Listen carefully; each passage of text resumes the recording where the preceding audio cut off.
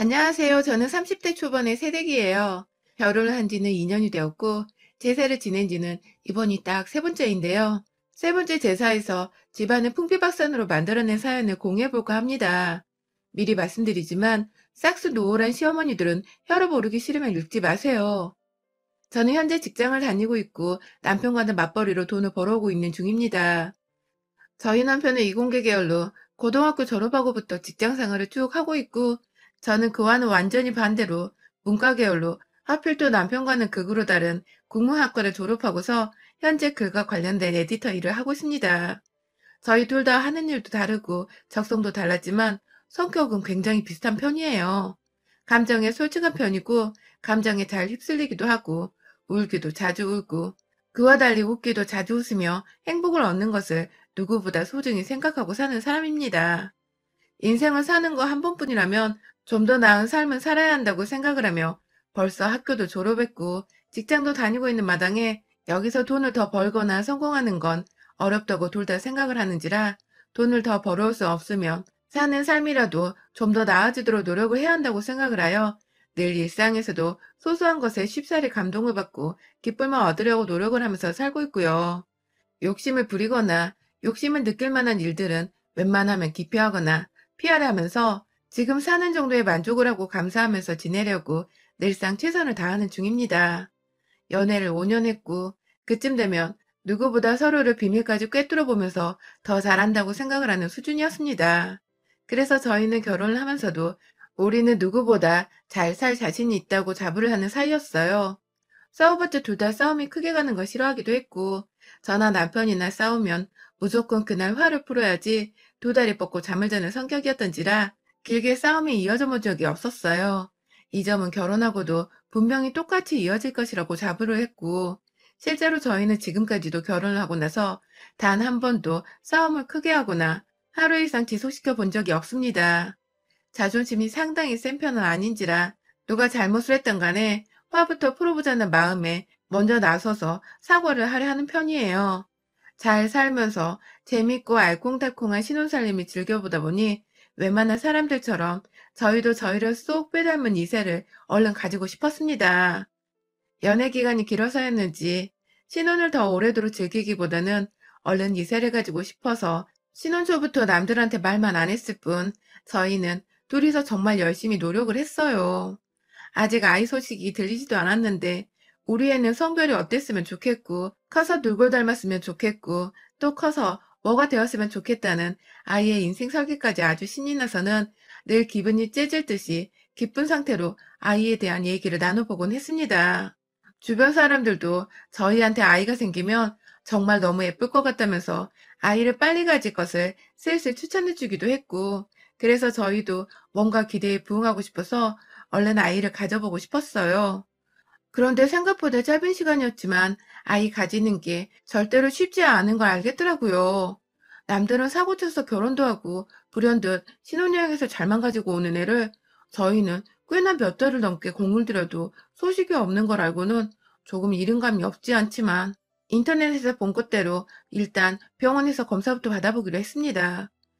서로의 몸에 문제가 있어서 검사를 받으러 간 게 아니라 임신을 준비하면서 통과 의례처럼 거쳐봐야 하는 일로 생각을 하라는 어느 블로거님의 말씀을 듣고서 저희도 겸사겸사 건강한 임신을 하고 출산을 하기 위해서 좀 더 신경 써서 병원을 찾아갔어요. 그런데 거기서 정말 예기치도 못한 소식을 접하게 되어버리고 말았습니다. 제 몸은 아주 지극히 정상이래요. 빈혈 수치, 혈소판 수치, 난소, 난자, 뭐 다 할 거 없이 건강한 상태였는데 정말 예상 밖의 결과를 접하게 되었어요. 단 한 번도, 감히 단 한 번도 생각을 해보지 못했던 폐쇄성 무정자증이라는 겁니다. 정자가 몸 안에서 만들어지긴 만들어지는데 그게 몸 밖으로 배출이 안 되니까 임신까지 연결이 되지 못하는 것이래요. 정말, 정말 하늘이 노래지고 무너질 것 같다는 게 딱 그때 느껴지더라고요. 다른 사람도 아니고 연애를 무려 5년이나 한 내 남편이 무정자증일 줄이야. 그날 저희는 병원에서 선생님 앞에 앉아 한참을 울었고 밖으로 나오고 나서도 그리고 집 안에 들어가서도 정말 한참을 서로를 붙잡고 울었습니다. 한 며칠 동안 제정신이 아닌 채 살았습니다. 요즘 아이 없는 집들이 많다고는 하지만 전 아이를 가지고 싶어 하던 한 사람이었기 때문에 그 절망감이 상당했습니다. 입양도 고려를 해볼 수 있었겠지만 강아지 한 마리도 제대로 키우지를 못하는 제가 남의 아이를 얼마나 내 자식처럼 잘 키워낼 수 있을까 싶어서 생각처럼 가벼운 마음으로 결정을 할 수가 없었습니다. 그리고 며칠 지나지 않아 남편이 저한테 그러더라고요. 자기 부모님께는 완전히 비밀로 해달라고. 그냥 아무 곳에도 말하지 말고 우리한테 아이가 안 생기는 것처럼 해달라고 말입니다. 제 앞에서 눈물 머금고 하는 소리들이 참 애처롭고 불쌍해 보이기도 하더군요. 자기도 집안의 장남인데 얼마나 생각이 많겠냐고요. 저도 그래서 그냥 아이는 아직 가질 준비가 되지 않았다는 소리를 하면서 최대한 아이를 가지는 것을 미루는 척만 해보려고 했습니다. 그런데요, 생각보다 문제는 일찍 시작이 되었습니다. 정확히는 결혼 1년 차부터 슬슬 아이를 가져야 하는 게 아니냐며 시어머님께서 푸시를 하기 시작한 때부터예요. 갑자기 찾지도 않던 아이 타령을 하시면서 이제는 저희도 슬슬 아이를 가져야 하는 때라고 말을 하시면서 시키지도 않은 약을 지어보내시고 주변에 애 가진 사람들이 한 행동이라며 전설의 고향에서나 볼 듯한 구판 같은 걸 따라해보라며 행동 양식을 알려주기도 하셨고요. 벌써 아이들 이름을 지어와서는 손주 손녀 이름은 이게 좋겠다면서 딸이고 아들이고 가리지 않을 테니 부담 갖지 말고 숨풍숨풍 낳으라고 하시는데 제 속이 정말 천불이 나더라고요. 화가 나는 게 아니라 애를 못 낳는 이 상황이 너무 죄송하고 얼굴을 못 들게 서서 말입니다. 당장에 본인들 아들이 무정자증이라 애를 못 가진다고 아들 탓을 하면서 제가 화를 낼 수도 없는 노릇이고 옆에서 불쌍하게 자기 엄마를 바라보는 남편의 표정은 저를 더 애초롭게 만들고 그래서 결국 저는 또 제 입을 꾹 다문 채 알겠습니다 하는 대답만 이어갈 수밖에 없었습니다. 그러다가 작년 추석 때 저희가 코로나 때문에 시댁을 갈 수 없다고 연락을 드렸다가 정말 대판 혼이 났었습니다. 손이 가는 아이도 없는 주제에 코로나 때문에 제사를 빼먹으려 하냐며 어디서 배워먹은 버릇이냐고 옛날 분들인 저희 시어머니가 한참을 저한테 수화기 너머로 혼을 내시고 옆에 있는 남편까지 바꿔가면서 호루자식이라고 욕이란 욕은 다 뱉어내시는 바람에 저와 남편이 뒤늦게야 짐 챙겨서 급하게 시댁에 내려갔었는데요. 그때부터 시어머니께서 완전히 저란 며느리한테 꼭지가 돌아버리셨었죠. 늦지막히 전화를 혼인하고서야 시댁에 도착한 저희 커플을 보시더니 시어머니는 제 앞에 다가와 쓰고 있는 마스크를 손으로 강제로 벗어던지고는 뭐 이런 게 다 있어? 하면서 두 손에 주먹까지 쥐고는 흔들면서 제자리에서 소리를 지르셨어요. 그 바람에 옆에 서 있던 남편은 엄마, 요즘 코로나로 난리라서 마스크는 다 쓰고 살아. 하면서 왜 그렇게까지 화를 내냐며 목소리를 높였고 그러자 시어머니는 우리 뭐 뉴스 안 보는 줄 알아? 코로나인지 뭐시긴지 위험하면 니들이 제사 지내기 전부터 조심하다가 와야 할 거 아니야 라고 하시더군요. 그러니까 시어머니는 제사는 무조건 참석을 해야 하는 것이었으며 코로나가 위험한 상황이었으면 저희가 알아서 조심을 하고 몸조리를 하다가 안전한 상태로 시댁에 와야 했다는 뜻이었습니다. 그런데 저희가 조심하기는커녕 아예 처음부터 시댁에 오려고도 하지 않았고 집안에 들어오면서 마스크를 벗지 않으니 오해를 하셨던 것 같아요. 저희는 단지 나라에서도 이동하지 말라고 하고 시부모님은 나이가 있으시니까 혹여나 저희로 인해서 코로나라도 걸리실까 봐 걱정이 되어서 한 행동들이었는데 말입니다. 많이 서럽고 섭섭하고 오해를 당장에 풀고 싶은 마음에 여러 번 사실대로 이유를 설명해 드려보기도 했고요. 주기적으로 제사를 준비하는 내내 어머님 옆에서 아부를 떨어보려고도 했고 시키지 않은 일들, 애로 화장실 청소라든지 베란다 청소까지 싹 해가면서 저는 일하기 싫어서 안 오려고 했던 것이 아니라는 걸 무조건 어필을 하려고 했습니다. 하지만 생각보다 시어머니는 고집이 세신 건지 아니면 그냥 제가 싫으신 건지 제가 하는 행동들이 다 마음에 들지 않으셨나 봐요. 이미 늦었다는 눈빛을 보내면서 오히려 저를 무시하고 제가 뭐라 말을 걸려고 해도 제자리에서 피하거나 무시를 한 채 남편한테 대놓고 말을 걸어버리기도 하셨고요. 그러다가 남편이 억지로 며느리가 말하잖아 하고 말을 하면 네가 뭔 할 말이 있냐? 하면서 핀잔을 주고 창피를 주셨습니다. 그리고 끝에는 다시 임신 타령을 해가면서 그렇게 몸 챙기려는 애가 아직 애 소식이 한 번 없니? 너 몸에 이상 있는 거 아냐? 라면서 꼬치꼬치 캐물어 보셨고요. 옆에서 남편이 안절부절하면서 엄마, 왜 그런 소리를 해서 스트레스를 줘? 이게 왜 스트레스인지 설명을 해달라고 하셨어요. 시어머니가 손주 보겠다고 하는데 애를 덜컥 안겨주지도 못하는 게 잘못한 거 아니냐며 하시는데, 아휴, 정말 끔찍하게도 그 상황이 싫었습니다. 그럼에도 남편은 자기가 무전자증인 걸 비밀로 해달라고 하고, 저는 저대로 내 남편이 무전자증이란 게 자랑은 아니었던지라 무조건 제 입을 꾹 다물어 보고자 더 노력했습니다. 그렇게 힘겨웠던 추석이 지나고 이번 설이 다가올 때까지 시어머니는 더욱 부단히도 저에게 스트레스를 팍팍 주시면서 괴로워하라고 저주를 퍼붓는 마냥 제게 히스테리를 부리셨습니다. 한 번은 저한테 전화를 해서 둘 다 검사라도 받아서 왜 애가 빨리 안 들어서는지 제대로 이유를 파악해서 보고를 하라더군요.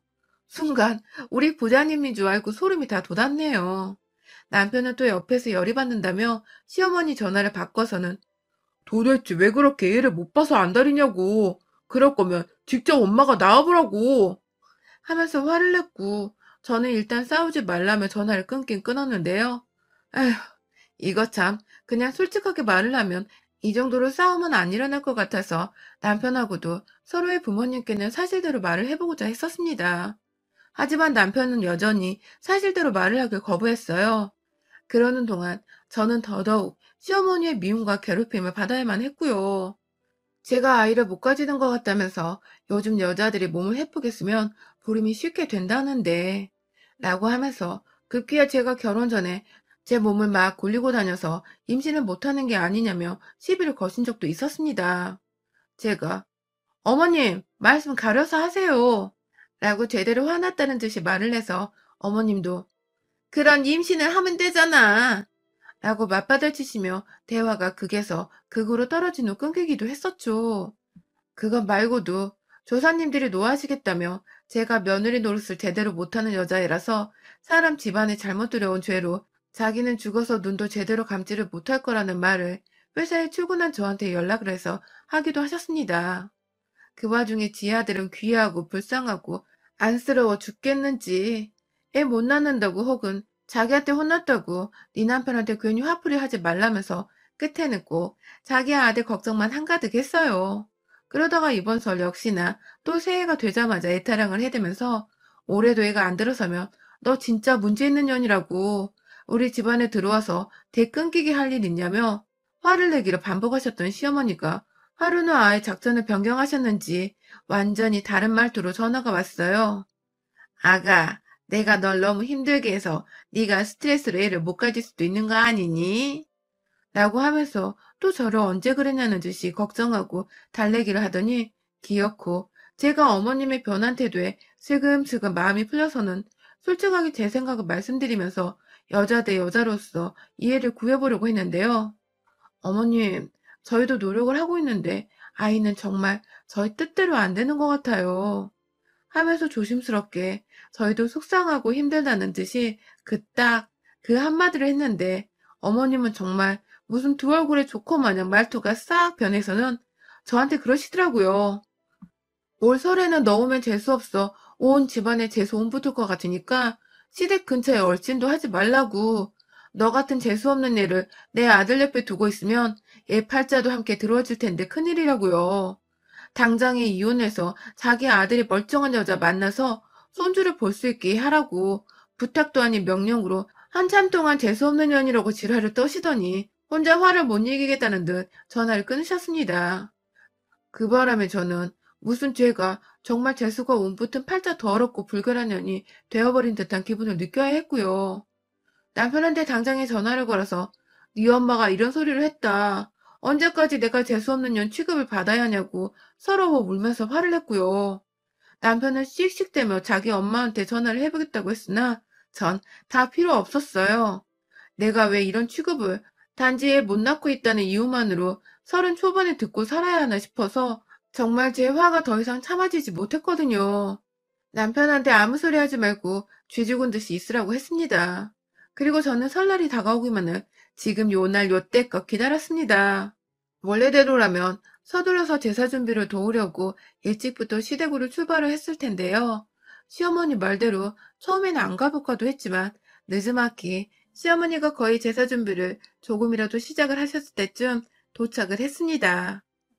저한테 재수없으니 시댁에 오지 말라고 했으면서 그 사이 남편한테 전화를 해서는 진짜로 안 오냐고 일 도와주러 와야 하는 게 아니냐며 제가 진짜 마음에 안 들어 죽겠다는 듯이 말씀을 하시고는 전화를 끊으셨다더군요. 참나. 이래도 욕 처먹고 저래도 욕을 처먹는 나란 며느리의 인생. 진짜 역같고 미쳐버리게 화가 나더라고요. 그리고 시어머니는 급기야 저희가 시댁에 거의 다 도착했을 때에도 다시 한번 전화가 와서는 수화기 너머로 내비게이션 목소리를 들었는지 한참 동안 니들 우리 집 안 오고 어디 사돈 떼기로도 가는 거냐? 하면서 넌 당장 이혼하고 며느리 새로 들여! 하곤 옆에서 저 있는 거 다 안다는 듯이 소리를 꽥 질러버리고는 전화를 끊으셨습니다. 그리고 그로부터 정확히 30분 후 저희는 시댁에 도착을 했고 저희를 본 시어머니는 내심 일 도와줄 애가 왔다고 기분이 좋으셨는지 어머 우리 집 오는 거였어? 하면서 잠깐 반색을 띄었다가 이내 저에게 찬바람 쌩쌩 부는 태도로 다시 돌변하셨습니다. 한참 부엌에서 하던 거 마저 하다가 제가 대놓고 뻔뻔하게 부엌 밖에 서서는 허리 아프다고 남편한테 두드려달라고 하면서 소파에 다리까지 올리고 반쯤 누우니 시어머니가 나와서는 넌 늦게 왔으면 빨리 일 안 도와주고 뭐해? 라고 하시더군요. 그래서 제가 오지 말라고 하셨잖아요. 오지 말라는 거 인사드리러 온 거니까 일 시키지 마세요. 조사님들이 재수없어 도망가실지도 몰라요. 라고 말을 했습니다. 시어머니는 제 말에 기가 막히다는 듯이 뒷목을 잡겠다고 손을 머리 뒤에 얹어 올리셨고 저는 열받아하는 시어머니 모습 보는 게 너무 신이 나서는 다시금 남편을 향해 허리 안 두드리고 뭐해? 라고 소리를 질렀어요. 시어머니는 자기 아들한테 허리 두드리려고 소리를 지르는 제가 미워 죽겠을 것이고 남편은 시어머니와 며느리의 전쟁 사이에서 어쩔 줄 몰라 일단 손으로 제 허리를 두드리기 시작했는데 눈은 지 엄마를 향해서 한 번만 봐달란 식으로 애처롭게 쳐다보고 있고 그 와중에 시어머니는 급기야 야! 하면서 소리를 지르는데 제가 또 어디서 본 건 있어가지고 함께 왜? 하고 소리를 맞받아 쳐줬습니다. 소리 지르는 며느리를 보고 놀라 자빠질 뻔한 시어머니는 급기야 애도 못 낳는 년이 재수없게 설태바람부터 소리를 지르고 지랄이야. 나가! 하면서 다시 한번 소리를 지르셨고요. 그런 시어머니를 향해서 제가 당당하게 말했습니다. 야, 이 삐리리년아. 네 아들이 무전자증이라서 내가 임신을 못하고 있는데 왜 자꾸 나한테 재수없다고 지랄이야? 라고 말입니다. 순간 집안에 정적이 흘렀어요.